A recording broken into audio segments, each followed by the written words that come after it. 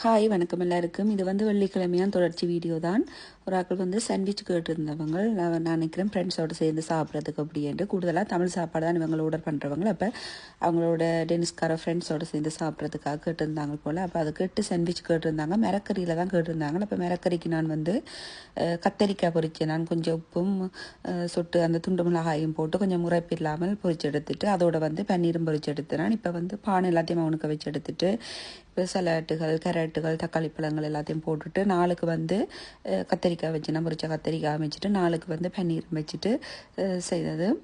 இது வந்து எனக்கு பிடிச்ச வேலை. என்னென்னு சொன்னால் நான் ரெஸ்டாரண்ட்லாம் வேலை செய்கிறேன். அங்கே வந்து ஒரு நாளைக்கு குறைஞ்சது ஒரு 50 சாண்ட்விச் செய்வேன். கூட ஓர்டர்கள் வந்தால் 250 தனியாக செய்வேன். அப்போ இது நல்லா ஆசையாக இருந்துச்சு செய்கிறதுக்கு. அப்போ ஒரு இன்ட்ரெஸ்டாக இருந்துச்சு. என்னென்னு சொன்னால் வேலை செய்கிற இடத்துல செய்கிறதானே. அப்போ இதை வந்து வீட்டை இன்றைக்கி செய்ய அப்படின்னு நல்லா இருந்துச்சு. அப்போ உடல் கேட்டாக்களுக்கு மட்டும் தான் செய்கிறது. நாங்கள் வந்து பின்னிற சாப்பாடு வேறு. அப்போ இன்னொரு நாளைக்கு வீட்டில் இருக்கிறாக்களும் செய்து நாங்களும் சாப்பிடுவோம்ன்றதுக்காக அப்போ எல்லாத்தையும் செய்துட்டு கடைசியில் மேலே சலாட்டுகளையும் போட்டுட்டு இதை பேக் பண்ண போகிறோம். பேக் பண்ணுறதுக்கு நான் வந்து அந்த கேக் பேக் பண்ணுற பேப்பரில் தான் பேக் பண்ணினான். என்ன சொன்னால் அந்த பேக் பண்ணுற கவர் வாங்க மறந்துட்டு நான் இப்போ பேக் பண்ணிவிட்டு வந்து அந்த ஸ்டிக்கரை மேலே விட்டு நிற்கவே இல்லை. அப்போ 2-3 பார்த்து நிற்கவே இல்லை. கடைசியில் வந்து ரப்பர் பேண்ட் போட்டு எல்லாம் பேக் பண்ணியாச்சு.